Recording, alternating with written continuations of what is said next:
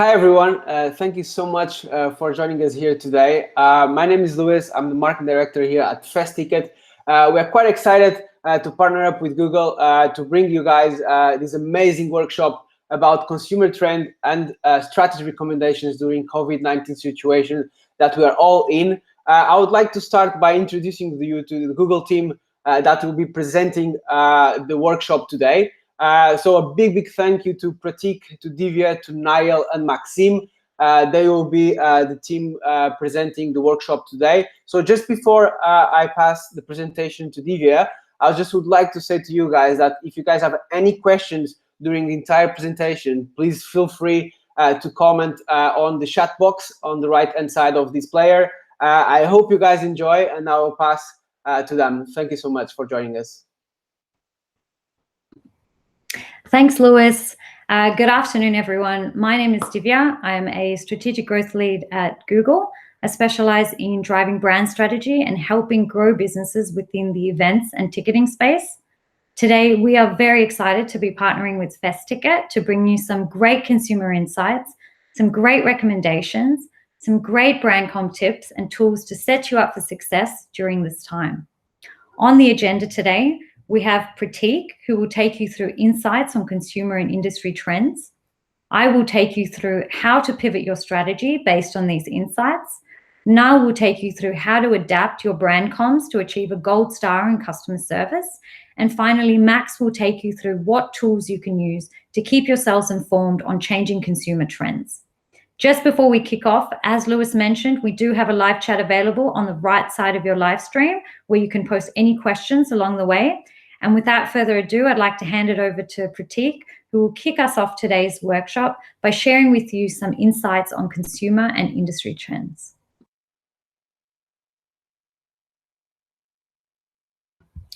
Thank you, Divya.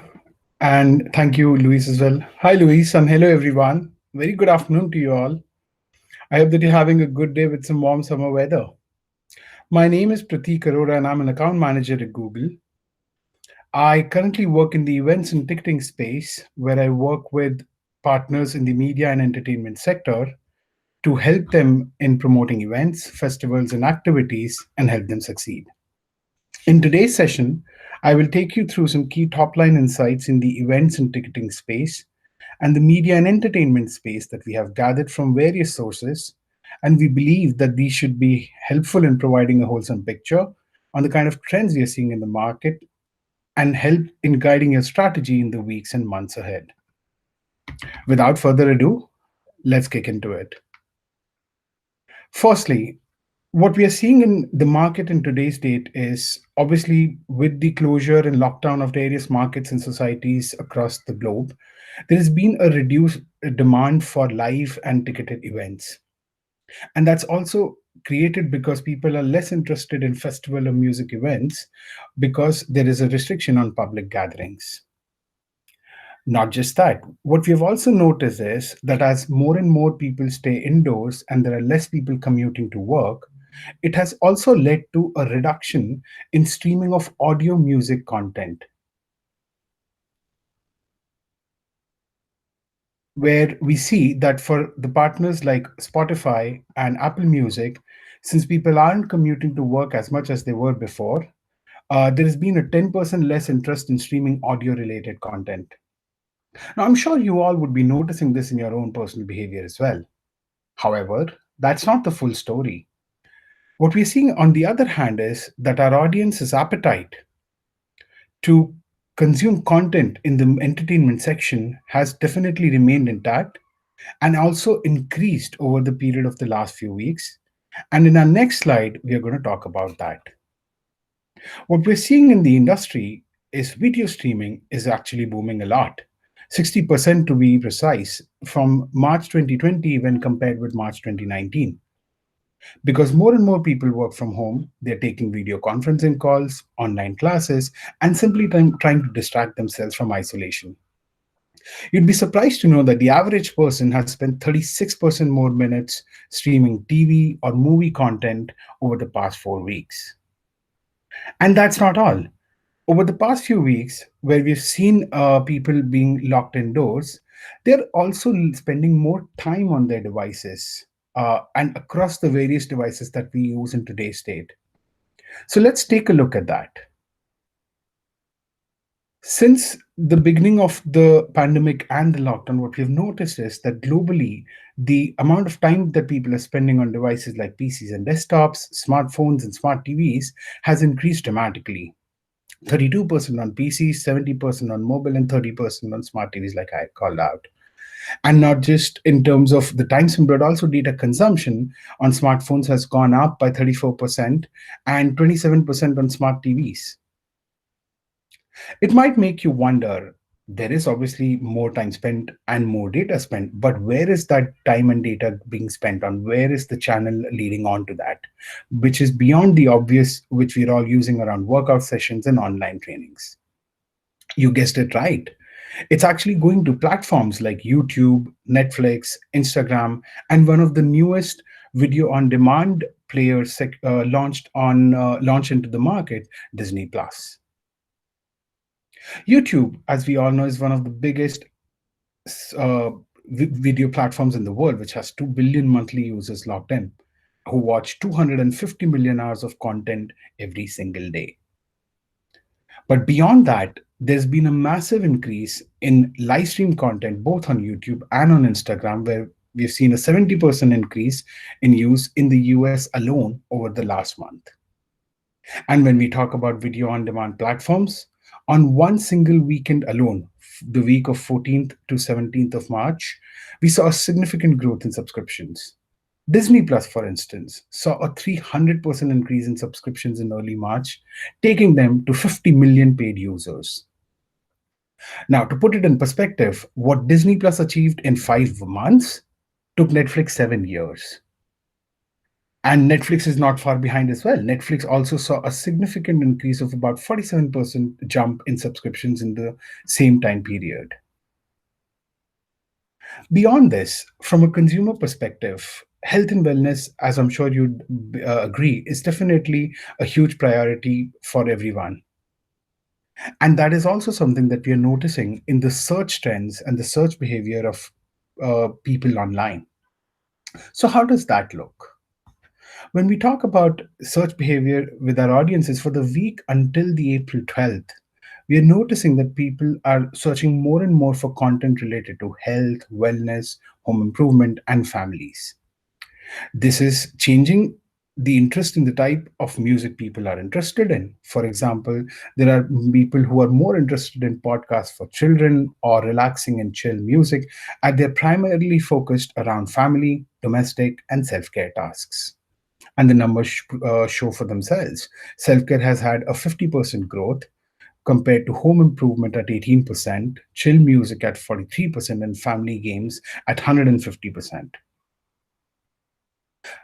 Beyond this, what we're also noticing is that because we are all isolated and staying by ourselves, there's also a longing for a sense of belongingness and community, which is then leading on to people engaging more and more with their friends and family members online, either by playing games, creating content, or collaborating on projects. And this has led to a 150% increase in social sharing or gathering. In fact, there's a 750% increase in video conferencing queries alone. And when you break it down by categories in terms of social sharing, the trends that we are seeing is live streams are up 26%, live stream concerts are up 1100%, YouTube live queries are up 133%, just to name a few, and sharing with friends and family, another 100% or so. Moving on, I now want to put it a bit more in perspective on what kind of impact we're seeing for the industry in travel and festival sector, because that's closer to home for all of you. So for that, what we're seeing, and I'm sure you would be noticing in your businesses as well, that there's been a surge in cancellation. And when we attribute it, quantify it, there's a 200% increase in cancellations in customer service requests. That's because the increased consumer consciousness and the global lockdowns which restrict public gatherings. And There's also an increase in the customer service requests across all the avenues, whether it's social, chat, mobile, or telephone lines.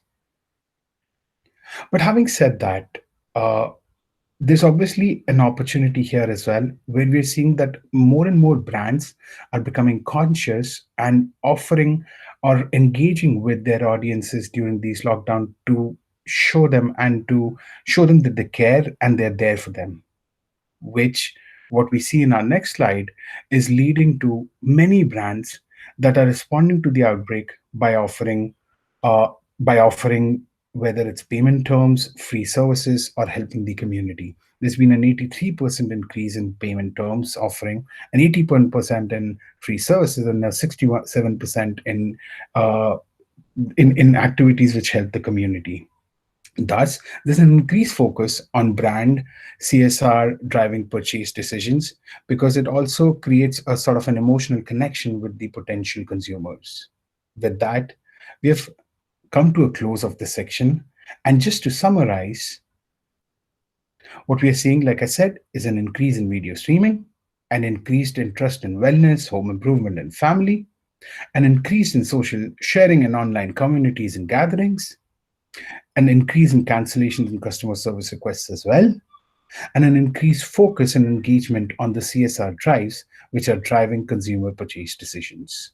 With that, I will now pass it on to Divya, who will take you through the next section on using these insights to inform your strategy. Thank you. Thanks, Pratik, for sharing those great insights. Now on to how can we use these insights to inform our strategy, respond and adapt in the best way possible for your business and your customers. Next slide. So across industries, we are seeing a wave of live stream events being embraced and replacing live events now. For instance, in the entertainment industry, theatres like Lionsgate and Huangsai are streaming and premiering movies online. In the fashion industry, London and Shanghai Fashion Week are running digital fashion shows with designer interviews to webinars to digital showrooms across YouTube and Instagram Live. And in the sports industry, the second largest live stream in Brazil history was the Rio de Janeiro State Championship live streamed on YouTube. On to the next slide. So what does this mean for the music industry? In terms of strategy, this means shifting from live to virtual live stream events if you haven't already. Thinking about how can we repurpose existing or new music content that we have across streaming platforms that we can see consumers spending most of their time on, either through paid or free events. For instance, this could be collaging the best of pre-recorded existing festival content to bring that festival experience to your couch. Insomniac did this as a home fest. This could also be creating live at-home concerts or artist interviews or live DJ sets. And post-event, this could mean sharing a highlights reel and reposting short snippets of the concert series or sets across YouTube or Instagram. Just last week, One World Together at Home by World Health Organization and Global Citizen did an 8-hour live stream on YouTube. It is currently the top trending live stream on YouTube, which fundraised 128 million with a leading lineup of artists, receiving 24 million views. The second top trending live stream on YouTube is also another live stream concert by Andrea Bocelli, Music for Hope, which received 38 million views over Easter. Next slide. Now, another insight that Pratik shared was an increased interest in wellness, home improvement, and family. So here the strategy would be adapt the content you stream to consumer interest. For instance, as people are more focused on family, domestic, and self-care tasks, they are more in tune with chill, acoustic, and instrumental sets or family-friendly music, rather than intense techno beats that are catered towards group gatherings. Some good examples of this are, for instance, Disney ran a family sing-along with Christina Aguilera, Ariana Grande, Michael Bublé. Colors and Global Citizens ran acoustic at-home concert series that were raw, unfiltered, and authentic, with John Legend, Maluma, Sam Smith, just to name a few. And Griffin did a great instrumental chilled live DJ set called Digital Mirage. Next slide. Another insight that Pratik spoke about was the increase in social sharing, online communities, and gatherings. So here the strategy would be foster engagement between artists and fans. This could be, for instance, via YouTube live chats or Instagram Live to remain top of mind and bring your community of followers together in a way that's raw and authentic.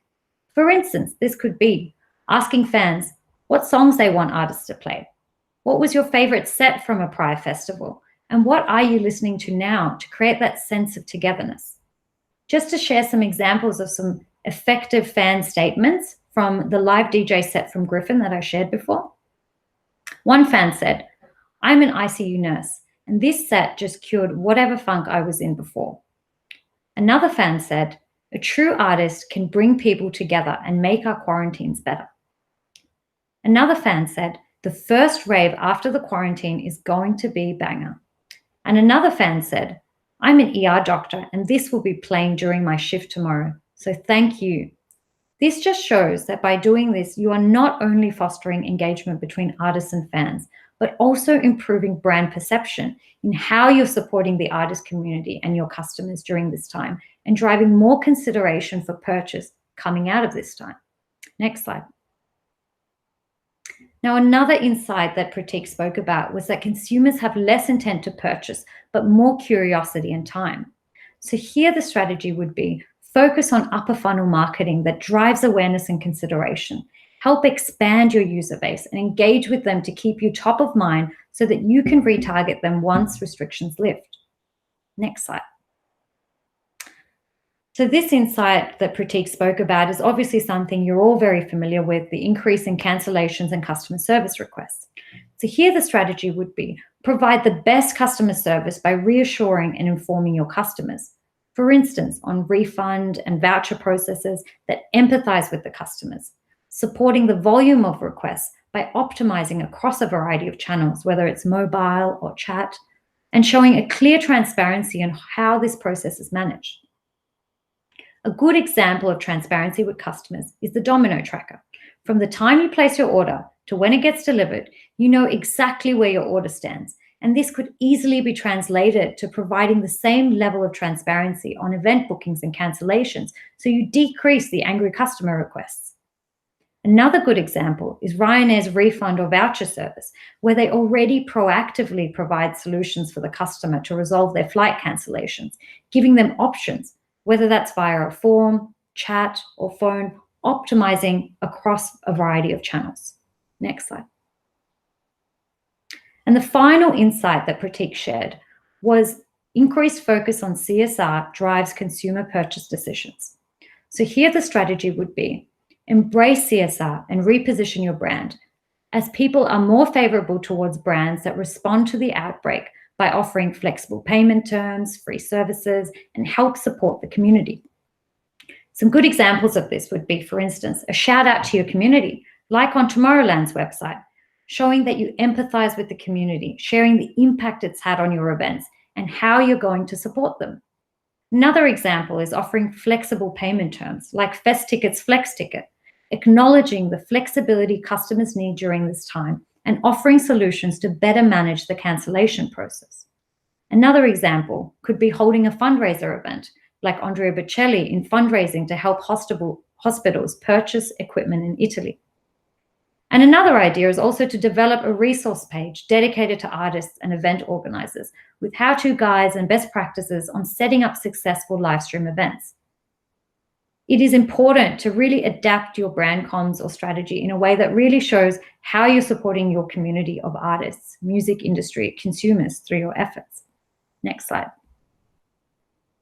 So in summary, the strategies we spoke about today are: 1, shifting from live to virtual live stream events, adapting the content you stream to consumer interest, fostering engagement between artists and fans, focusing on upper funnel marketing to drive awareness and expand your base, providing the best customer service by reassuring and informing your customers, and finally, embracing CSR and repositioning your brand in a way that shows how you're supporting your music community and customers. I will now hand it over to Max, who will take you through some great tools to keep you informed on changing consumer behavior trends.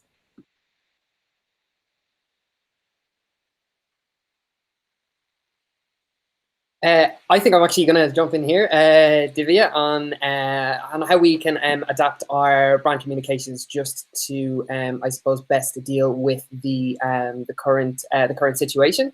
Now, my name is Niall. You'll have to excuse my Jimmy Neutron hairstyle that I've got going on at the moment. Let's just say I'm really hoping that the lockdown ends very, very, very soon. Now, I'm a digital growth strategist here in Google, and working with some of the most ambitious brands in the UK. I can assure you, as a music fanatic such as myself, there's no one who has more of a vested interest in getting back to normality with live events and live festivals. So hopefully I'll leave you today with a few little nuggets that you can take away in terms of adapting your brand communications and your website as well, to, as I said, to adapt to the current situation. Next slide. Now, if there's two overarching things that we're really seeing on our side in terms of what users are looking for at the moment, and if there's two things that you really take away from this, it's that we have a need to reassure people about the current situation and the current state of play, and alleviate any concerns or fears that they have, and similarly and arguably more importantly, to instill that sense of hope for the future and give people something to look forward to. And I would argue that there's no better industry than the one that Festicket and so many of you operate in terms of, as I said, being able to facilitate that hope and that sense of positivity for what's to come. Next slide. So we'll start with some overall messaging advice, and I think the key overarching message here is that it has to come from the heart and the emotions that are really driving the decisions that people are making at this moment in time. And I suppose the first thing is to really infuse that sense of positivity and optimism. Again, we want to really emphasize any messages of hope versus any panic or alarmist language. Similarly, we need to give people ideas and support for how they can cope at this moment in time. And again, we focus on practicality here and ways that we can support our users and our customers. Similarly, a sense of reassurance and calming for people. I suppose the golden rule here is to avoid any opportunistic sales language, or again, that idea that we're kind of taking advantage of this situation in any way. And finally, as you'll see in this fine example from our very own Festicket from the website, it's really important to reinforce that community feeling at a time like this. Many people want to feel like they're part of the solution of this problem, and again, a fine example there on the right of staying together and how we can all become more connected at a time like this. Next slide. Some further practical tips around language in particular. So we really want to reassure the majority of our customers, the ones really that are, I suppose we want to identify the issue which is most commonly reoccurring amongst our customers, and address that first and foremost. Similarly, we want to use normal, simple language, avoid the use of capitalizations too much, and similarly any sort of alarmist terms. Again, tying back with the positivity piece, we really want to make sure that we're focusing on what the users can do, as opposed to what's perhaps being cancelled or what is unavailable. Empathy, of course, goes without saying, is such an important thing at a time like this. So again, whatever is on the customer's mind should really be what is important to you as a brand and as a business. We also want to make it very easy for people to drive towards the actions which will solve their need at a time like this. So make it very easy for the customer to direct themselves to wherever that might be on your website. And finally, very important point around the use of dates on your website and in your messaging. If you have to do that, and if you have to include them, make sure they're up to the minute and updated daily, because ultimately we want to avoid any implication that the information on our website is stale or that it's not being refreshed regularly. Again, nice little example here from Ibiza Rocks on the right hand side. Really love the positivity here around Stay at home, stay positive, stay smiling, look after each other, and just think of how good that first party back is going to be. Really, really nice message. And then, as I said, straight kind of call to action for where the user can go from there for more information. Next slide. What about customer service? Obviously, something Divya alluded to in the previous section, and something which will be very, very front of mind for so many of you who are listening in today. Four very, very quick key points here. We want to make sure that we're clarifying any updates and any effects on our service capabilities at this time, and we really want to be transparent with the user. Let's hold nothing back and just be very, very open with them. And that allows us in turn to manage their expectations in terms of turnaround times on processing requests or refunds or whatever it might be. Again, harking back to the previous slide, we want to make sure we're directing users to any resources that they need and make it easy for them to navigate to that relevant page. And you know, in reference to that Domino's tracker a few slides back as well, is there anything that we can introduce to our websites functionality-wise to allow the user to track in real time how their request is being processed and kind of what stage it's at? Again, just feeds into that overall reassurance piece. Very, very quick screenshot you'll see on the right from American Airlines. Again, nice, transparent, open expectation management from them in terms of you know, the delays to any customer queries on to their phone lines or other queries in general. And again, what I like here as well is they proactively ask people who perhaps have queries pertaining to the more medium or long term to hold off for now, which again will allow, as I said, a degree of management for the website itself and for those customer service teams to prioritize what really matters at this moment in time. Next slide. In terms of your website, then I suppose most important thing really above all is on whatever page the user is landing on, that we are taking a position on this overall situation and we're really owning it. It's I suppose the worst thing that you can do is say nothing at all at a time like this. And again, I think from what I've had a look for many of the partners who are on this call and who will be joining this live stream today, many have already you know, put this into practice. So it's great to see.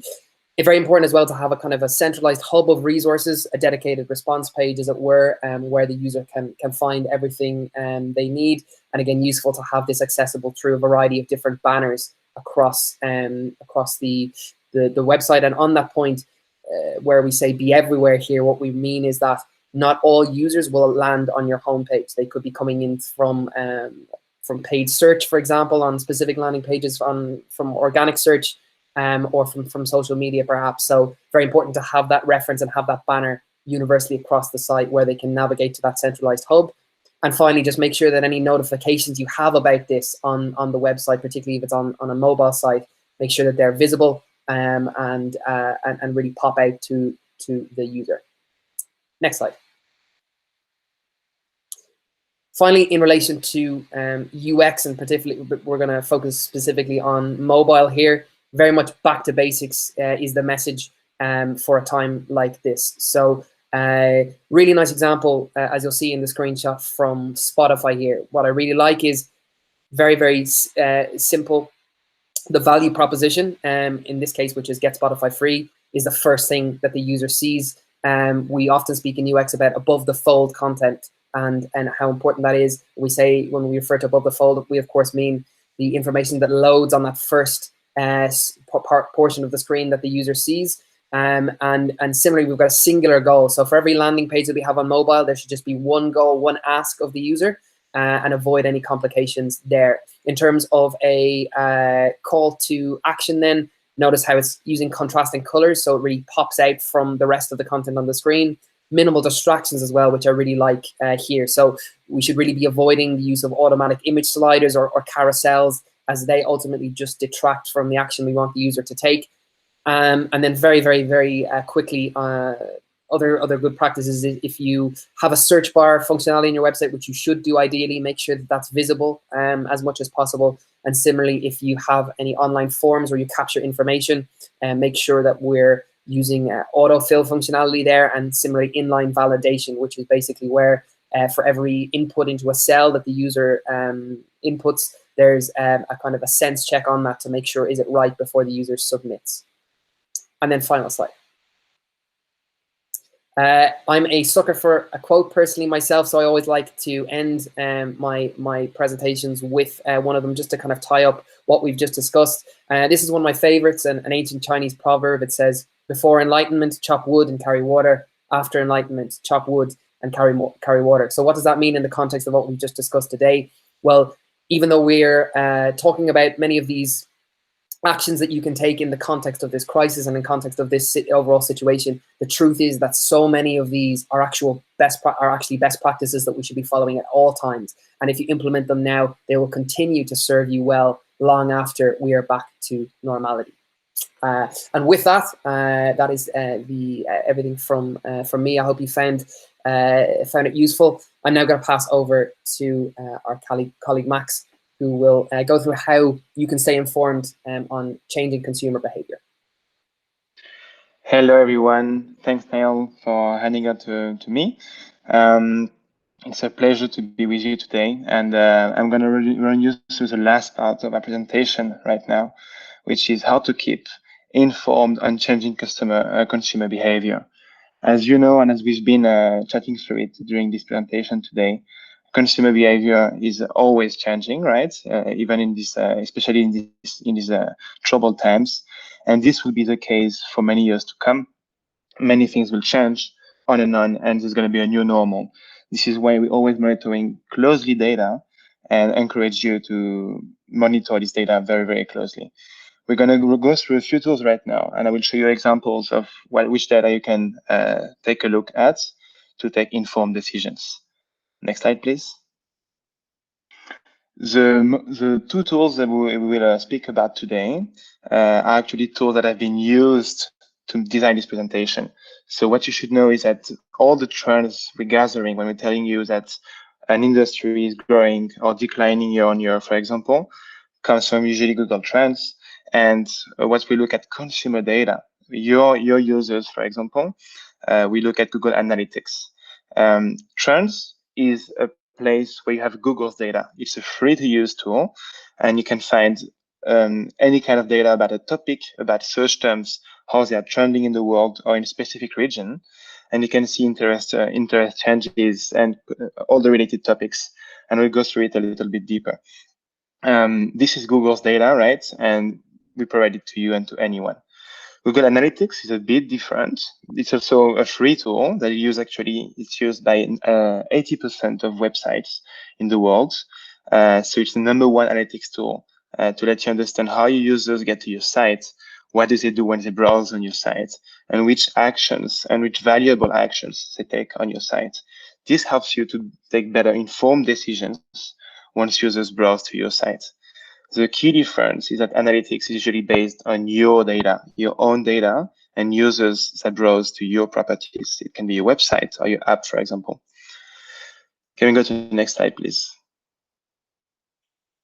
I'll show you here a few ways to better understand user behavior, and we'll go with 4 ways.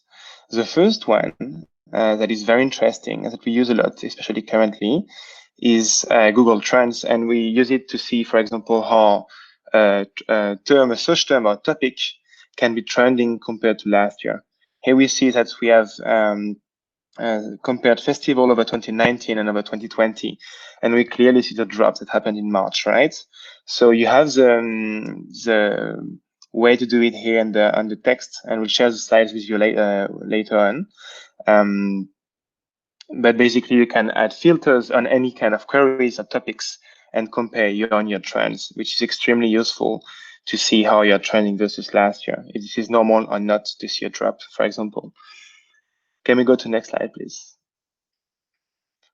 The second one that we can do on Google Trends is to observe regional interest for a given event. This is extremely insightful. For example, you want to run a new event. and you know there's already a search term behind it, or you're thinking about promoting an event, but you don't know in which countries you would promote it. Here, you can type a search term. Here, for example, I type Africa Burn, which is an event happening in South Africa. So you see that most of the traffic and interest comes from South Africa. But for example, I wouldn't think that traffic would come from Brazil. So this is quite insightful if you want to run marketing campaigns, and you can try this with any topic, any festival or event name. Next slide, please. Now we switch on to analytics, which is your own data. One of the key reports in analytics is called acquisition, and it helps you to understand which channels people use to reach your website. By channels, we mean marketing channels, right? So it can be SEO, SEA, which is search engine advertising, Google Ads, for example. It can be social media like Facebook or Instagram. It can be many different marketing channels.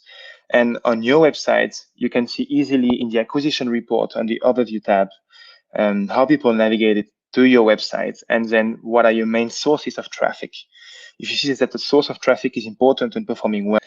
The last report I wanted to show to you is which pages matter most to your users. Why is this important? This is extremely important. For example, if you want to know if your users navigate, for example, to the reference section of your website, or if they navigate to a new event that you're creating, and this is something quite interesting for you to get to know which sections to promote on your website. I'm sorry for the coughings in the back. I don't know if you heard them. But basically, it can help you take informed decisions on which sections you want to promote. It can help you to ease your user experience and to help people to browse in the best way possible to the desired section. We can go to the next slide. And this is the last one for me on analytics. Just wanted you to be aware that there's detailed product help on analytics and Analytics 360, which is a paid and pro version of analytics on the Help Center. Help Center is free, is usable by everyone, and you get tons of insight on it. The second point is a free online courses that teach analytics with Analytics Academy. All of us at Google actually go through this, and we learn analytics with this. So I would really encourage you to go through the academy to become an experts of analytics and help you to master your data. And the last point is Google Trends. You can Google it and find it super easily, free tool. And now I'll hand it over to Divya.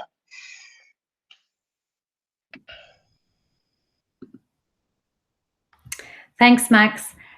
Just to close, thank you guys for joining us today. We hope you gained some valuable insights and recommendations today on changing consumer trends relevant for your space, how to pivot your strategy based on these insights, how to adapt your brand comms to provide a gold star in customer service, and some tools to keep yourselves informed on consumer behavior trends moving forward.